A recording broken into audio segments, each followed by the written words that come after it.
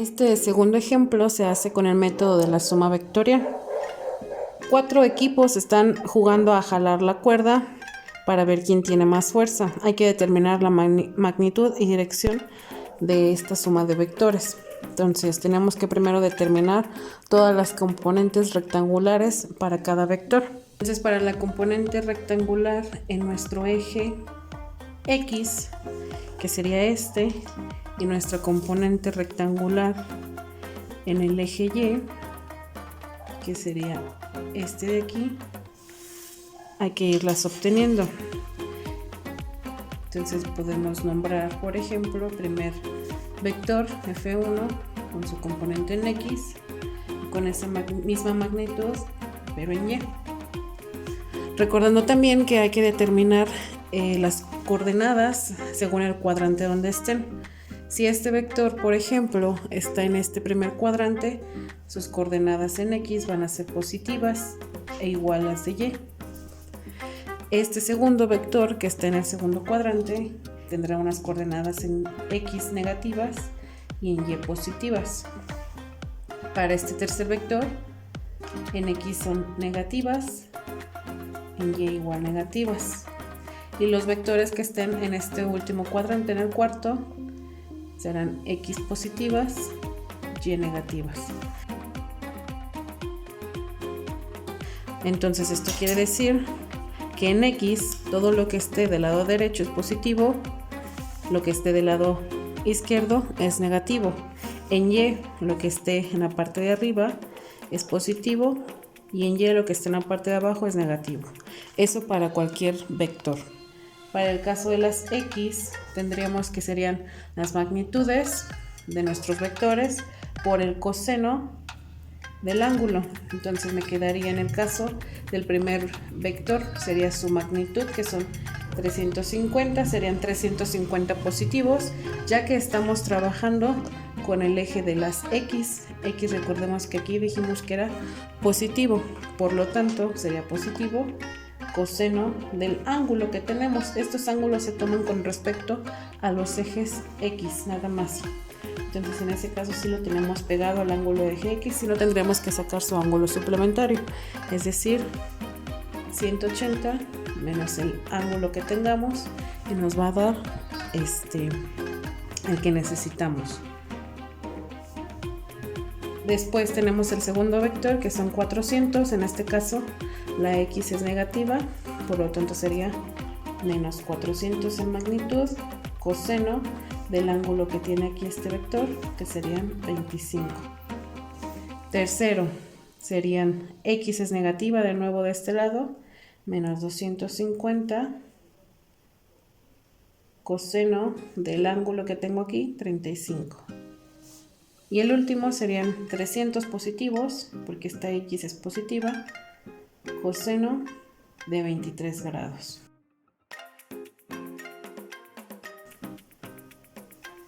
Puedo obtener yo la sumatoria de una vez en Y. Ahora vamos a tomar en cuenta los valores que tenemos para las Y con todo y signo. Misma magnitud, diferente identidad, en este caso serían senos para la Y,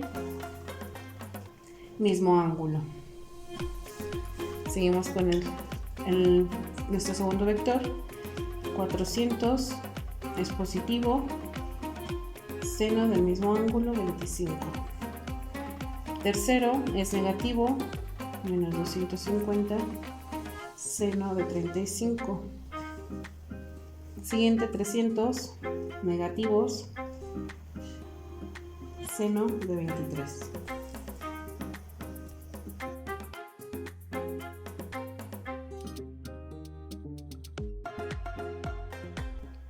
Entonces hay que tomar mucho en cuenta el hecho de que los signos cambian, ¿sí? No nada más guiarnos porque uno es coseno y en el otro es seno, sino que hay que tener en cuenta las coordenadas que cada cuadrante tiene. Las coordenadas serán las mismas siempre en cada cuadrante. Obviamente pues cada uno de los vectores pues tiene diferente magnitud y ángulo, pero eso sí hay que tener muy en cuenta que este signo se debe a las coordenadas que tiene el cuadrante en Y y a las coordenadas que tiene el cuadrante en X. Una vez hecho esto en la calculadora, entonces sí podemos sacar el resultado.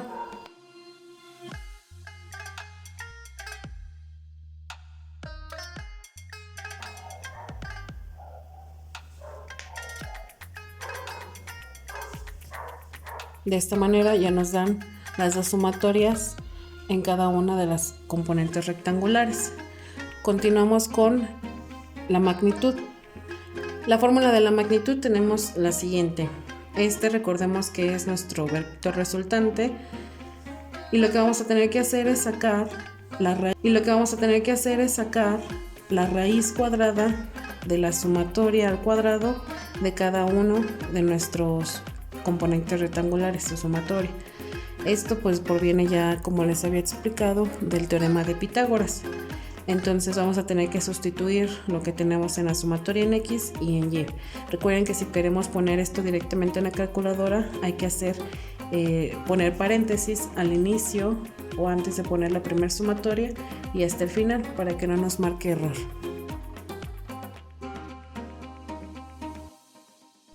Y de esta manera pues ya obtenemos lo que es el resultado final o el vector resultante de esta sumatoria. Ya nada más hay que sacar lo que es la dirección. Para la dirección pues vamos a sacar el ángulo final. Es muy importante que tomen en cuenta el orden en que van a colocar lo que son nuestras sumatorias de las componentes, porque si cometen el error de invertirlas, el ángulo pues no será el adecuado. Como observación, en la calculadora, para poner tangente a la -1 o arco tangente, se aprieta la tecla Shift y luego tangente. Entonces vamos a sustituirlo nada más para que lo observen. Tangente a la -1. Recordando un poquito los valores de cada una de las sumatorias.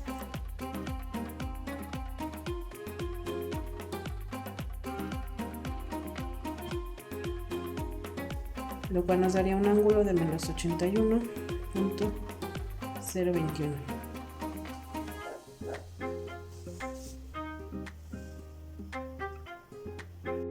De esta manera lo único que nos quedaría sería trazar el vector resultante a nuestro plano cartesiano.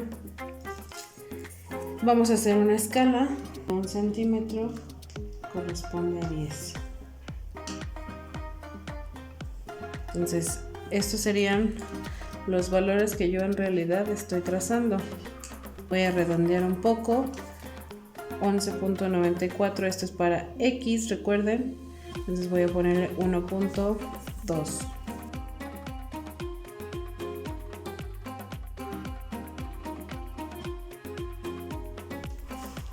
Hasta ahí llegaré a lo que es mi vector. Bueno, ahí me voy a pasar tantito. En el plano cartesiano, dibujando este componente.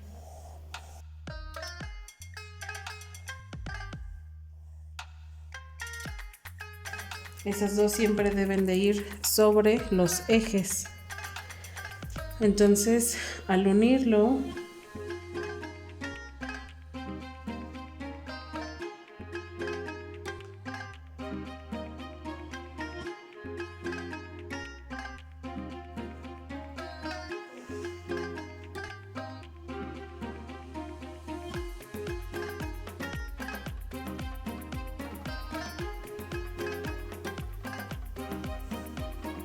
me tienen que dar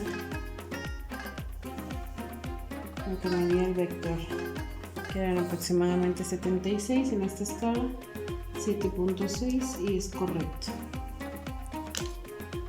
Por ahí más o menos el 7.6 está aquí y es lo que me está dando.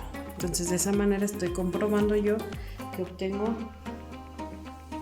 lo que es el vector resultante de manera analítica. Y hasta aquí terminaría el problema.